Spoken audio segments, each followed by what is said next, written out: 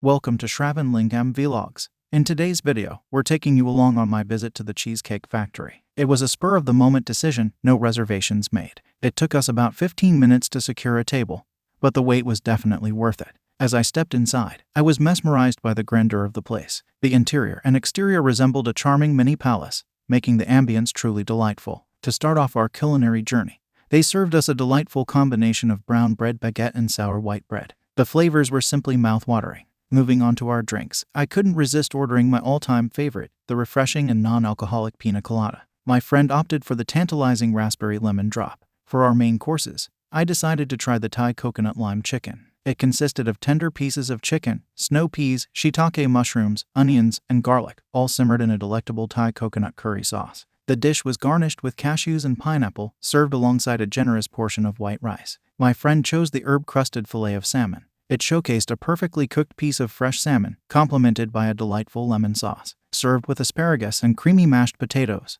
it was a true delight for the taste buds. Though we thought of ordering a dessert to complete our experience, our satisfied appetites had us reluctantly deciding to save it for our next visit.